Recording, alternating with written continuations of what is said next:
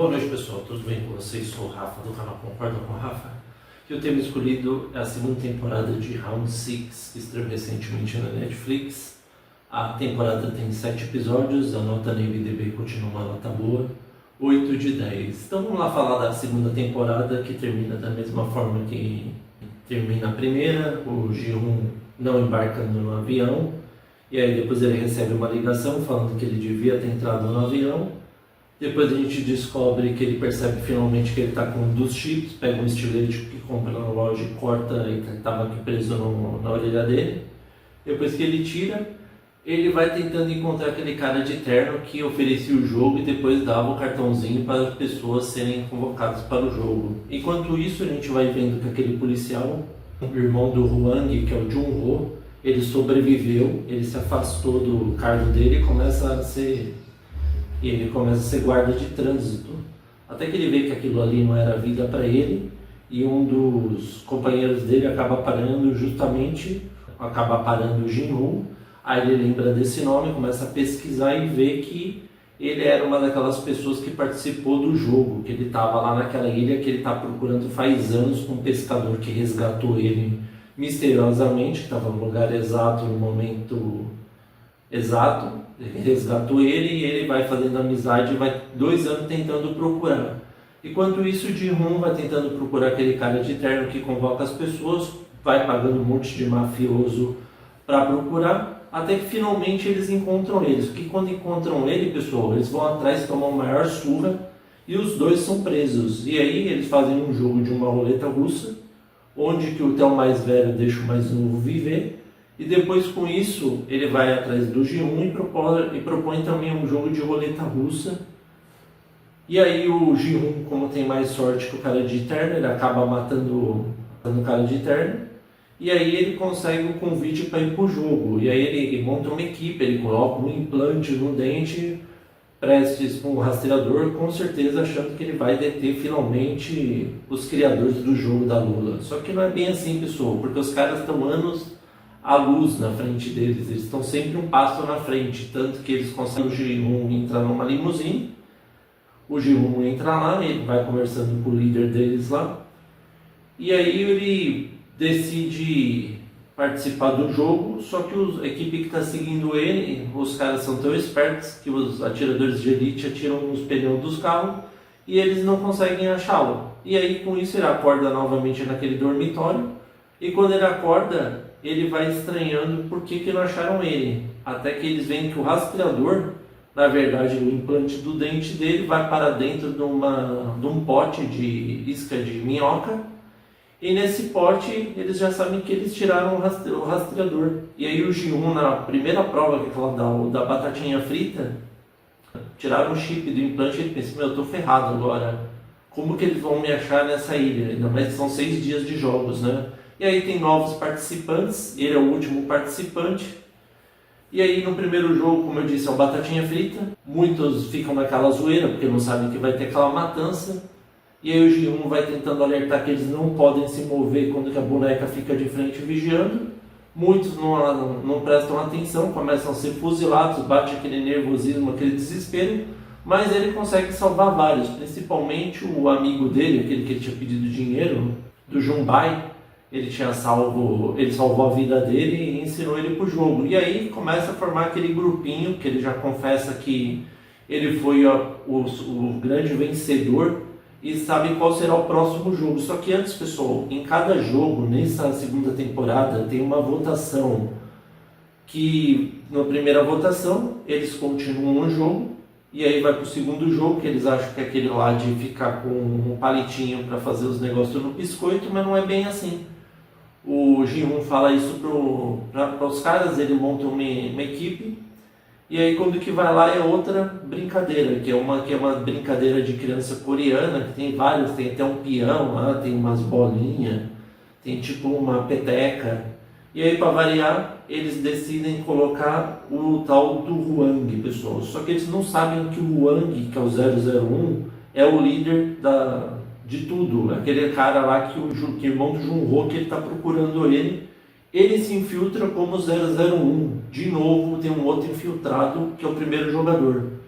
E aí, pessoal, ele vai tentando sabotar o grupo, tanto que no último segundo eles conseguem passar porque o cara literalmente estava testando eles para ver o quanto eles iam aguentar. Eles conseguem passar. E aí vai para a terceira prova, que é a prova do carrossel, pessoal. A prova do carrossel é socializar com todo mundo, só que eles têm outra votação. E de novo eles continuam o jogo, porque muitos têm umas dívidas gigantescas de 20 milhões de crowns ou mais. E o prêmio, conforme vocês sabem, quanto mais pessoas morrem, mais vai aumentando. Só que dessa vez tem uma nova regra. Se eles desistirem do jogo, o prêmio vai ser dividido entre todos os jogadores vivos, ou uma coisa que não tinha. E aí eles vão caindo naquela história de vamos acumulando, e aí vão para o terceiro jogo. Quando eles vão para o terceiro jogo, que é um carrossel, vai falar um número, tem várias portas limitadas, eles têm que formar um grupo e conseguir entrar antes da contagem acabar. Se a pessoa não estiver dentro da sala com o número correto, eles fuzilam. E aí vai acontecendo várias coisas até que a gente vê que o Jumbai fica com o Wang e outra pessoa na sala. E aí vai a contagem, porque cada sala tem uma câmera. E aí no último segundo o Wang estrangula o cara e mata ele. E o Jumbai fica com aquela pulga na orelha. Por que o cara matou o cara, né? Mas ele vê que isso é um jogo de sobrevivência, que todos eles estão pilhados, estão ficando loucos. E eles acham que finalmente, como eles têm a maioria dos votos, porque agora, para conseguir mais discórdia entre eles têm o X, que é os que querem desistir do jogo, e a bolinha que querem continuar. E fizeram de propósito esse adesivo para causar cada vez mais discórdia. E aí na terceira votação, a gente vê que eles empatam. E aí quando empata, fala, vai ter outra votação amanhã para ver se vai continuar com o jogo ou não. E aí, você lembra que aconteceu na primeira temporada, que teve uma parte que eles deram um garfo para as pessoas se matarem? Adivinha o que aconteceu? O que aconteceu? Eles deram um garfo de novo, junto com, acho que um sushi, se não me engano, uma comida lá. E aí o Thanos já começa a se meter o louco naquele cara que ele está devendo ver para ele, que ele perdeu todas as criptomoedas da carreira dele de rapper. Ele acusa o cara lá e o cara enfrenta ele até que ele pega o garfo, enfia no cara e mata o Thanos finalmente. E aí o comparsa dele pega aquele crucifixo dele que está cheio de êxtase, guarda para ele, e aí o próprio Junho avisa, quando eles apagarem a luz vai começar a carnificina, só que a gente vai fazer diferente, a gente vai ficar escondido na parte mais baixa e deixar eles se matarem. Quando eles se matarem, a gente vai armar o nosso plano. Qual o plano dele, pessoal? É esperar vir os soldados de rosa que vão impedir de todos os jogadores serem mortos, que esse não é o plano deles, e com isso ele pegar a arma e conseguir chegar até a sala do líder, que ele nem imagina que o líder está do lado dele o tempo inteiro, que é o Wang, e chegar lá e deter o jogo e acabar dessa forma. Só que as coisas não são bem como ele imagina, ainda mais que o Junho não consegue achar a ilha, tem um monte de armadilha, e a gente descobre também que aquele pescador que salvou a vida do Junho, na verdade é um traidor, na verdade ele está amando do Huong também, como todo mundo previa, que é uma coisa muito óbvia, pessoal, ainda mais que o cara era bonzinho, não cobrava nada. Aquele negócio, quando esmola é muito grande, todo santo desconfia. Até que a gente vai vendo que eles começam um motim lá, conseguem alguns ir atrás da sala do líder, só que o Huang está no meio deles junto com o Ji-hoon e o Jumbai. E aí quando que o Ji-hoon e o Jumbai vão chegar perto da sala do líder, ele manda vários soldados lá, fica aquele verdadeiro, um tiro para o outro, tiro para o lado, até que o Huang chega lá com 2 outros jogadores, e ele vai encontrar uma outra entrada para que os outros jogadores irem com ele. E aí o Ji-hoon dá um pente de arma para ele, e ele fala, você tem certeza disso ainda? Ele falou, tenho. Aí ele vai lá, dá a volta e fala, atirem nos soldados, enquanto isso, vou distrair eles aqui, eu mato eles aqui desse lado. Só que a gente vê que o Huang finalmente mostra a verdadeira fase e fala, chega desse jogo.